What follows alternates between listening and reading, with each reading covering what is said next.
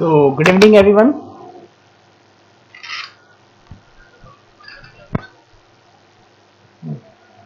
So, let's start with our next topic, time division multiplexing.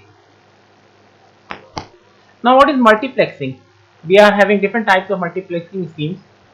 One of them is time division multiplexing. Multiplexing basically refers to transmission of more than one signal on the same communication link. Now, we have FDM, this is frequency division multiplexing. We have TDM, we have time division multiplexing. We have also other types of multiplexing. I'm not going to discuss. I'm just going to discuss time division multiplexing over here, and I'm not going to even name other types of multiplexing schemes right now. So what happens is that, so let us suppose that n signals. Now this is a general block diagram for any multiplexing scheme. Now we are having n signals. They are multiplexed together and transmitted on the same transmission line. So this is basically the channel. So the channel used is same for these n different signals, and now this is what is done at the transmitting end, and this is the channel, and at the receiving end. Now the inverse operation for multiplexing is done, that is called demultiplexing, and the signals are demultiplexed and these n different signals are segregated at the destination.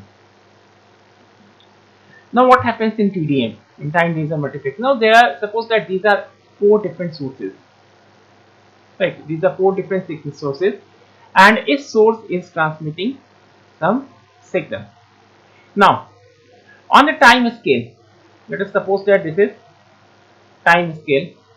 So let us assume that first this signal 1 will be transmitted, then signal 2 is transmitted, then signal 3 is transmitted, then signal 4 is transmitted, then again signal 1 will be transmitted, signal 2 will be transmitted, signal 3 will be transmitted, and signal 4 will be transmitted, and so on. So this is how the data flow in the channel. So we allot different time slots, for different signals, and each signal enjoys the time slot which has been assigned to it. So we can say that signal 1 is present in the duration,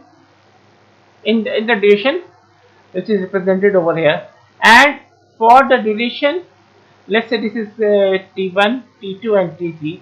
So signal 1 is represented between T1 and T2, and between T2 and T3 we cannot have any representation of signal 1. Here we will be having signal 2, here again we will have a signal 3, and so on. So at one particular instant of time there will be only one signal which is present, and the demultiplexer, now it will separate out the signals. Now 1 will go here, 2 will go here, 3 will go here, and 4 will go here. Okay.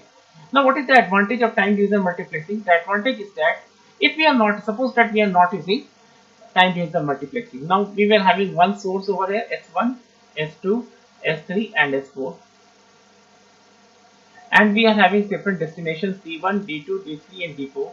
Now the signal transmitted by source 1 was supposed to receive at D1, S2 to be received at D3, D2 and D3 at D4. Okay. Now if we are not using any of the multiplexing technique, then we would have required 4 different channels. So using different channels for transmitting different signals is always very costly. But using the multiplexing scheme, what we have done is that we have used the same channel, and we have transmitted all the 4. There can be more than 4 signals, and we have transmitted all the signals on the same channel. Now what would have happened if we would have transmitted all the 4 signals at the same time?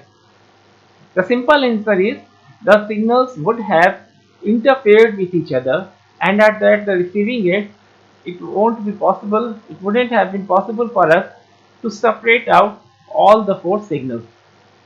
So the signal could have easily been mixed with each other. Now how can we keep the signal, how can we transmit the signal on the same channel and we can keep those signals separate from each other? The only way is we can, if while transmitting we will have to separate the signals in one domain or the other. In TDM we separate the signals in the time domain, that is, even though they are transmitted on the same channel, they are not transmitted in the at the same time. They are transmitted at different sampling at different transmission intervals. In frequency division multiplexing, what we do is that we transmit the signals, but we don't transmit using the same frequency. So the different signals in frequency division multiplexing are transmitted using different carrier frequencies in FDM. So coming next, now these are the basic block. This is the basic block diagram for time division multiplexing. Now how this time division multiplexing occurs? So we say that we are transmitting the signal, we are transmitting a particular signal for a particular time interval. So basically we can say that we are basically sampling this signal 1 in this region, then we are sampling signal 2, then we are sampling signal 3, then we are sampling signal 4. So for TDM, sampling is a must. So we can have time division multiplexing only if we are using sampling. So if there isn't any sampling, there can't be any time division multiplexing. So for sampling, there is a prerequisite for sampling which is called pre-alias filtering. So all these low pass filters, they are used as pre-alias filters. And what are these pre-alias filters? These are prerequisites for sampling. Now what would have happened if we would have not used these low pass filters before sampling? Now there would have been aliasing effect. And what is aliasing? Aliasing is simply interference of the sample signal, and so that's why we always use these pre-alias filters before sampling. And what is the role of this commutator? Now at the transmitting, so this is the transmitting end. This is the transmitting end, and this is the receiving end. And in between the transmitting and the receiving end, there is a channel or the communication channel.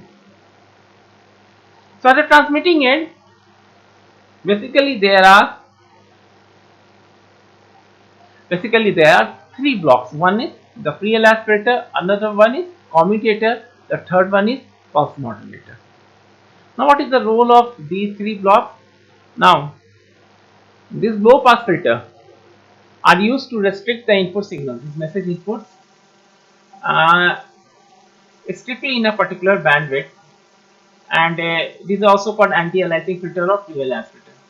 So we know the role of these low pass filters. And what is a commutator? These low pass filter outputs are then applied to a commutator, which is usually implemented using electronic switching circuitry. Now we will discuss about these commutators in the next slide. And what is a pulse modulator? Now the role of basically this commutator has twofold job. We will discuss later on. And one of the job is the sampling of the signal. Now a narrow pulse is sampled over here. Now this narrow pulse is not transmitted directly on the communication channel. This pulse has to be given certain shape, and the shape should be such that the transmission, the efficiency of this entire communication system is at its maximum or at its best. So the multiplex signal is applied to a pulse modulator, the purpose of which is to transform the multiplex signal into a form suitable for transmission over the common channel.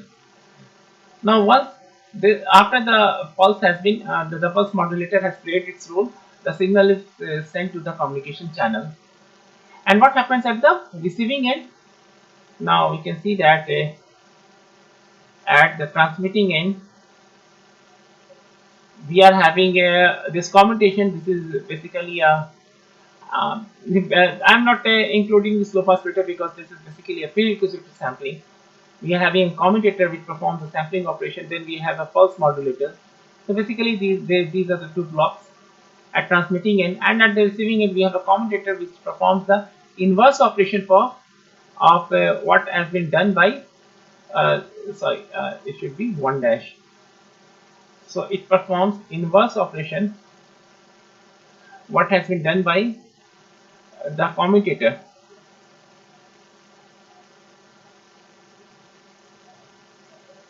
And then we are having a pulse demodulator which performs the inverse operation what has been done by this pulse modulator. Now these are the reconstruction filters. These reconstruction filters are used to reconstruct back the original signal after the sampling. So these reconstruction filters perform the inverse operation of sampling.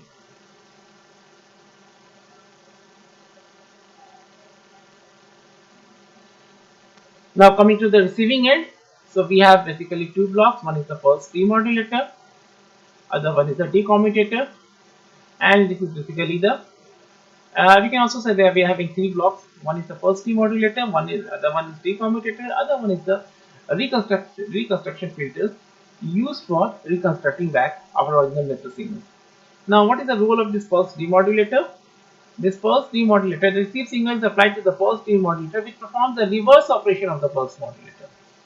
And what is the reverse operation corresponding to the pulses? See, what was the operation of pulse modulator? Corresponding to the noisy pulses obtained after the sampling, the pulse modulator generates pulses utilizing those samples.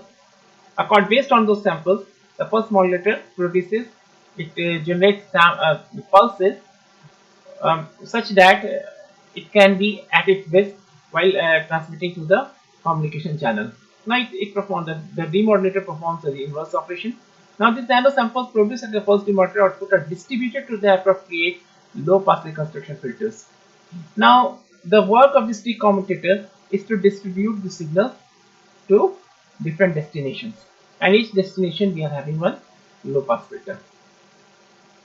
Now this commutator and this decommutator, they must be synchronized with each other. Now what will happen if these two are not synchronized? Then suppose that message 1 is transmitted and there is not proper synchronization between commutator and decommutator. Then what could have happened? That message 1 is transmitted and it was supposed to be received at this destination point, but because since there is not proper synchronization, it could have been received at any other destination point, which is obviously not desirable. So there must be complete synchronization between the commutator and the decommutator. Now coming to the role of commutator and decommutator, the function of commutator is twofold. One is to take a narrow sample of each of the n inputs messages at a rate fs that is slightly higher than 2w. Why the sampling rate should be higher than 2w? Because now if fs is greater than 2w, it is called oversampling. Practically we always oversample a signal. I think we have discussed in great detail while we were discussing sampling, and while we were we are solving the gate problems for sampling and quantization. Another one is to sequentiate. The first role is to generate a narrow sample, to take a narrow sample of each of the n input signal messages at a rate fs that is slightly higher than 2w. Now if you are saying that slightly higher than 2w, basically it is talking about synchronous Tdm. We will discuss about synchronous and non-synchronous Tdm later on in today's class only. And the second job is to sequentially interleave these n samples inside the sampling interval. Now what is the meaning of sequentially interleave these n samples? Sequentially interleaving means, suppose that this is sample 1, then we are interleaving, this is sample 2, 3 and so on. And then let us suppose that there are n samples, and after n we are again getting back 1. So the samples are interleaved sequentially. So we are getting sample we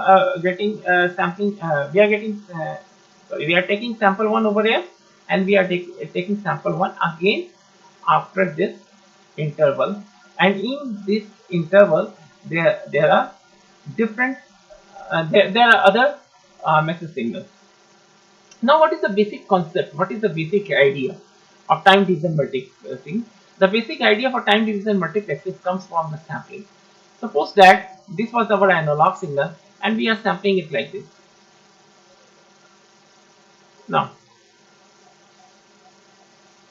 so we can see that we have sampled it at particular sampling state, and in between, and the sampling duration is obviously very small, and till we get another. So there is a lot of time in between the first sample and the second sample. So in time division multiplexing, we basically utilize this sampling interval.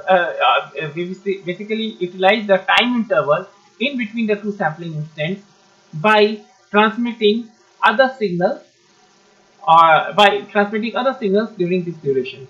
Or in other words, we can say that the duration is the duration in which no signal is transmitted in any no signal is transmitted in after sampling.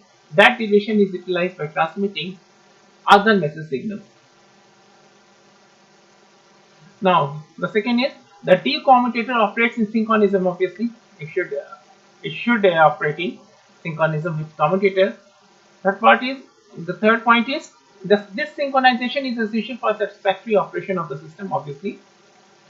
And the way this synchronization is implemented depends naturally on the method of pulse modulation used to transmit the multiplex sequence of samples.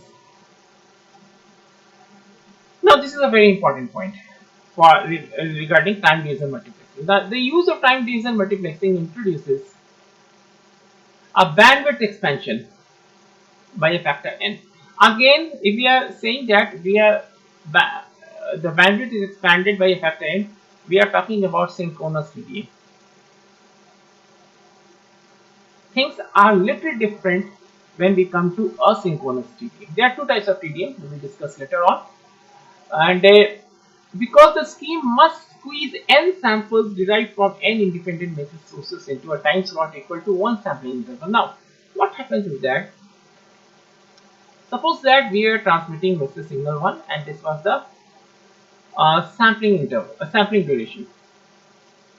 Okay, so first sample, this was second sample for message signal 1, this is third sample for message signal 1, and so on. Now we are transmitting other signals. Let's say we are transmitting message signal 2. So we are having one sample of message signal 2, then another sample of message signal 2, then the third sample of message signal 2, and so on. So the entire duration, the entire sampling interval Ts is squeezed for. Now this has been squeezed. The pulse width has been increased so that n different. Let's suppose that now it has been squeezed such that n different signals can be accommodated. N different pulses can be accommodated in between this sampling interval. Obviously, since now if suppose that we are not using the time division multiplexing, then what we could have done is that we could have simply transmitted a signal. We could have easily transmitted one bit with a duration equal to the sampling interval. So larger is the pulse width, smaller is the bandwidth required for this transmission. Now we are squeezing the bit duration. So if we are squeezing the bit duration, then obviously the transmission bandwidth will increase.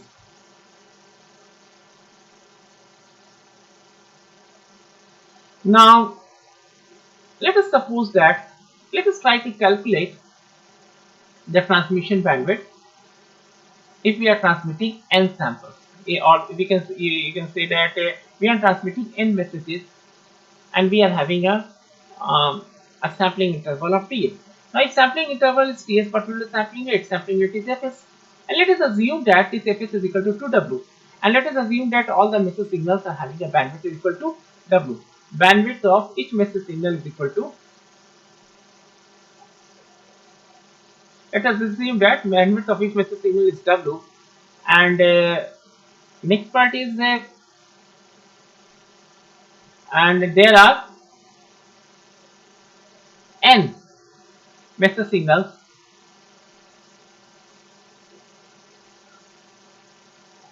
transmitted using time division multiplexing. Now these 2 points are given, that the bandwidth of each message signal is W and there are n message signals. Now how can we calculate the transmission bandwidth? Now let us assume that there is only one signal which is transmitted. Let us suppose that there is only one signal and its message bandwidth is W. So for transmitting a message signal of message bandwidth is equal to W, the transmission bandwidth is simply W. Or we can say that W is equal to Fs upon 2, right? Because we are sampling, the sampling rate is simply equal to the Nyquist rate. So this is equal to Fs upon 2. So what is the transmission bandwidth? Transmission bandwidth is simply total number of samples transmitted per second. What is Fs? The sampling rate. Sampling rate refers to total number of samples transmitted per second divided by 2. Okay, so transmission bandwidth is simply half into number of samples per second. Now, if n message signals are transmitted, so what will be the total number of samples transmitted?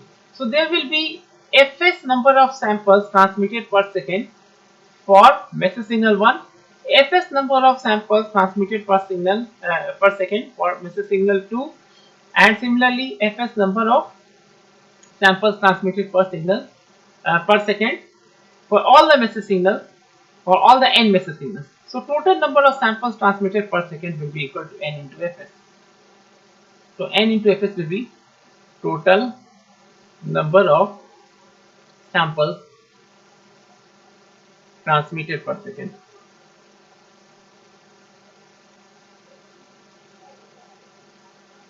So what would be the transmission bandwidth? This is simply equal to half into total number of samples transmitted per second. So it will be half into n into Fs. So it's very simple to calculate the transmission bandwidth for a TDM. Now coming to the differences between synchronous and asynchronous TDM. Now in synchronous TDM, all the sampling rate is same for all the signals. We are having the same sampling rate for all message signals, and minimum sampling rate that is equal to twice the maximum frequency of all the signals. Now let us suppose that we are having 4 signals with a let's assume that we are having 4 signals with bandwidth equal to W, 2W, 3W and 4W. So these are 4 different bandwidths for 4 different message signals.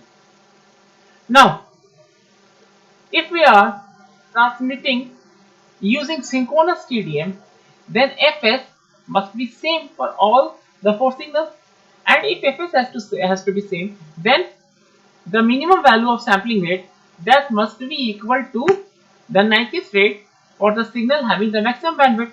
So this Fs must be equal to 8W for all the message signals, right? So this means that if we are using synchronous TDM, if the message bandwidths are different for different signals, and if we are using the synchronous TDM scheme, then this this message signal 1, this should have sampled with a sampling rate of 8W. Message signal 2, this should have sampled using a sampling rate of 8W. Message signal 3 should have sampled by using a sampling rate of 8W, and again this should have sampled using a sampling rate of 8W. Why 8W? Because this is the minimum sampling rate required for sampling message signal 4. So the sampling rate would be decided by the signal, by the bandwidth of the signal having the maximum bandwidth. Now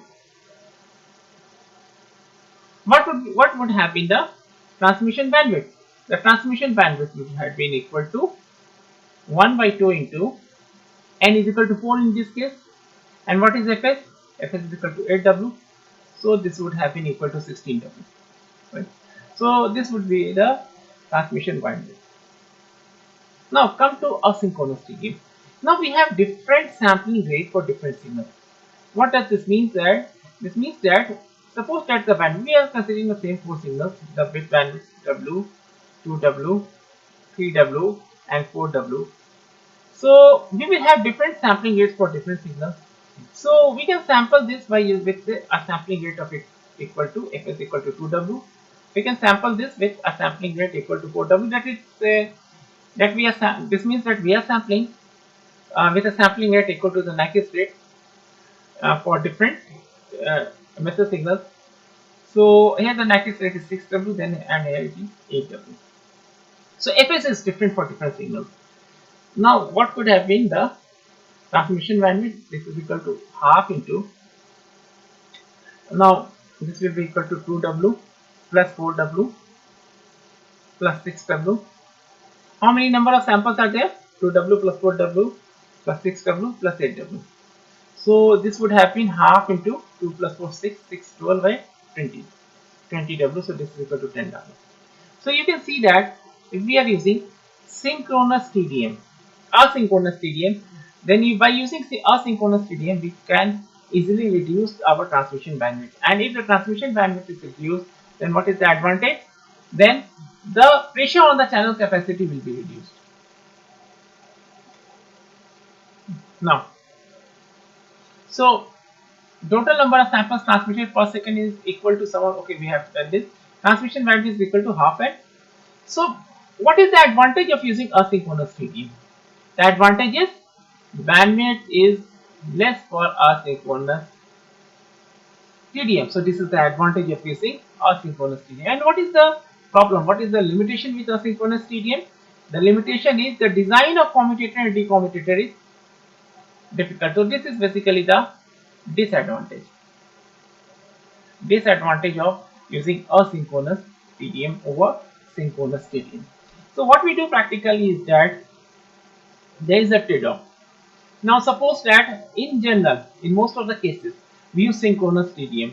The reason is very simple, because in most of the cases when we use different message signals for transmitting over the same channel using time division multiplexing scheme, in general the message signals, the different message signals are of same type. Let's say if we are transmitting n number of speech signals on the same transmission channel, then since all the n signals, all of them are speech signals, then all of them will be having the same message bandwidth. So the sampling rate will be equal for all of them. Now let us consider one example, the T1 system. Now this was the first time division multiplex system used in the world, and this was used by USA. Now in this T1 system, this is a very good example of calculating the bit rate for the transmission bandwidth for any Tdm system. So this was basically a Tdm system. This was the first Tdm system introduced by USA. Now it was used to transmit 24 voice channels. So there were 24 message signals. And what is the message bandwidth for message signals? The message bandwidth was 3.4 kilohertz. Fs was chosen at 8 kilohertz, that is, Fs was slightly more than 2W. So the signal was oversampled. Now, just keep one thing in your mind, that in practice we always oversample the signal just for avoiding the aliasing. And there are two things which are very important in any system where sampling is used. One is that we always use a pre-alias filter before sampling, and the other one is the sampling rate is always taken more than the Nyquist rate. That is, the signal is always oversampled. So the sample rate is 8 kilohertz. The number of bits per sample is 8. So how many representation levels are there? So the number of representation levels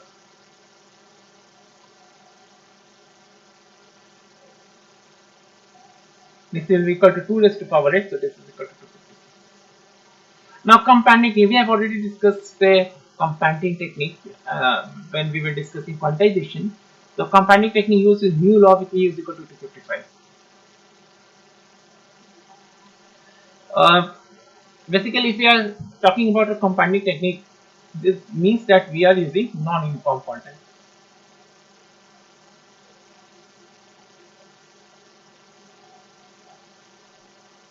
And a number of synchronization bits per frame. We generally the synchronization is generally performed by using one or more synchronization bits. So in T1 system, only a single synchronization bit was used. And let's see how the bit sequence was arranged.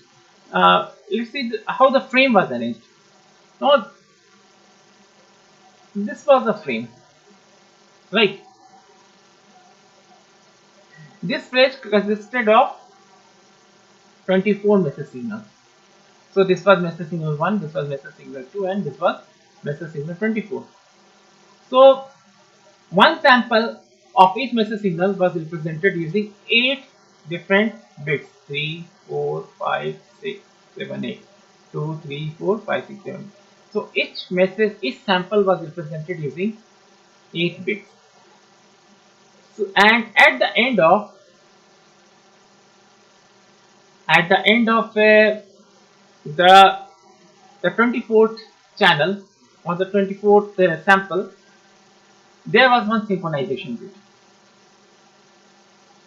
So what is the total number of bits in one frame? Altogether it is called one frame.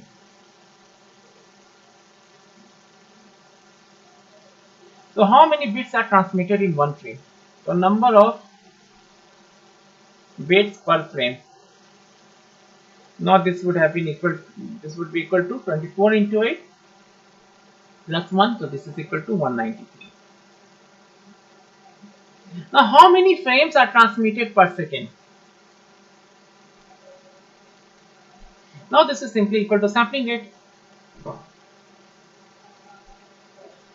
Right. One frame means one frame consists of samples of all the 24 channels plus one the synchronization bit. So samples of message signals and the synchronization bit comprise one frame. So what will be the frame rate or number of frames per second? That will be simply equal to the sampling rate, so this is equal to 8 kilohertz. So what will be bit rate? Bit rate means number of bits per second. So bit rate is simply equal to number of frames per second into number of bits per frame. So it will be equal to 8 into 193 bits per second. So we can calculate 8 into 3, 24, 8 into 9, 72 plus 2, 74, 8 into 1, 8 plus 7, 15. So it will be equal to, it should be kbps because it's in kilohertz. 1544 kbps or 1.544 mbps. So this is the bit rate. So what is bit duration? TB. So this is simply equal to 1 upon bit rate. You can calculate it 1.544. Since it is megabit per second, so it will be equal to microsecond. I think it will be 0.47, something like that. You can always calculate it. So this is how for any given TDM system we can calculate what will be the bit rate.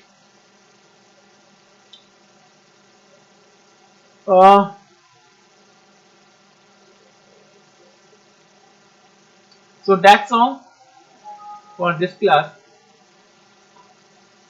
In the next class, we will look into the advantages, limitations, and modifications in a pulse code modulation system. Okay, so that's all for now. Good night.